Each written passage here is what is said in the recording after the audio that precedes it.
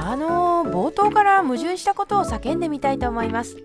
ティエからタンク類カルティエのミニバージョンが出ましたね。でけーミニなのにでけって自分で自分の発言を説明することほど恥ずかしいものはないですね。はい。冗談はさておき、カルティエがバチクソ小さいモデルを出してきましたね。タンク類カルティエのミニモデルなどなどですね。ミニモデル自体は4月のウォッチーズ&ワンダースの時にすでに情報が出ていて気にはなっていたんですが、どうなったのかなと思っていたら日本では11月に発売という運びになりましたね。それでこのタンク類カルティエのミニモデルの話をしていきたいんですが、まず特徴は言うまでもなくこのサイズですよね。 24×16.5 ミリってことでちっちゃい。ちなみになんですけど、同じタンク類カルティエの SM が 29.5×22 ミリですから、それよりもかなり小さいですよね。それでこのサイズなので完全にレディースウォッチだと思っていたんですが、どうもそうではないらしい。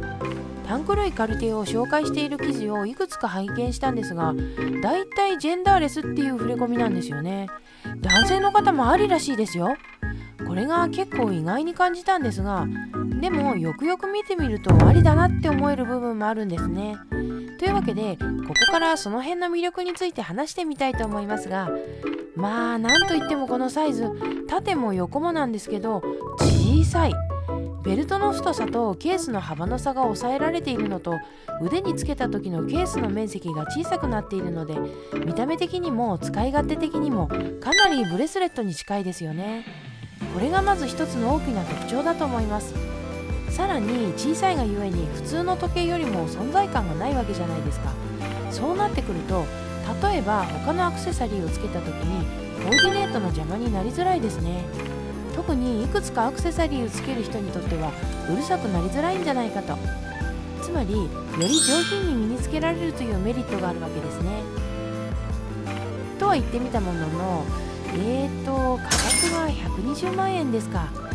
ブレスレットとして使うには破格のスケールでお送りすることになりますね。はい。しかしですね、ブレスレット的に使うにしろそうならないにしろ、この時計の一番の肝っていうのが差別化だと思います。というのも、ここまで極端に小さいと逆に目立つじゃないですか。なんだその時計はって。しかも高級感がある、さらに王道のデザインってことで、これは確実に差別化できますね。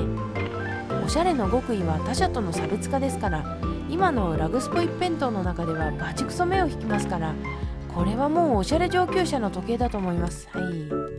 という感じで、このミニモデルかなり魅力的なんじゃないかと思っています。それからタンク以外のところでいくと、ベニュワールも気になっちゃっていまして、これもミニモデルがあるんですけど、完全にバングルなんですよね。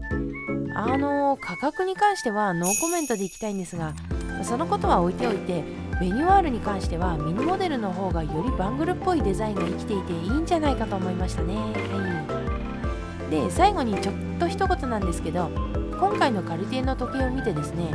いろいろ語りたいなと思ったことがあるんですよね。もうピンとひらめいちゃいまして、なので近々他のモデルも交えてぺちゃくちゃやりたいと思います。ぜひお楽しみにというところで、今日はこの辺で終わりにしておきます。季節も巡っていよいよ気温の方も下がってきましたので、久しぶりに例の一言で締めたいと思います。みんなあったかくして寝ろよ。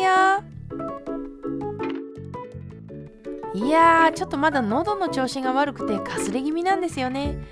もうちょっと声張りたいところですが、なかなか本調子ではないので難しいんですけれども、それでも少し前よりはだいぶ良くなってきてまして、一時期天竜源一郎ばりのガラガラ声でちょっと何言ってるかわからないですけどみたいな感じだったんですが、なんとか聞き取れるくらいにはなりましたね。そして改めてですが、温かいコメントをいただいてありがとうございます。やっぱり人の優しさに触れるとやっててよかったなって思いますね。はい。それで話は変わりますが、この前気づいちゃったんですよ。とても重大なことに。最後にその重大なことを話して終わろうと思いますが、もう時間がない？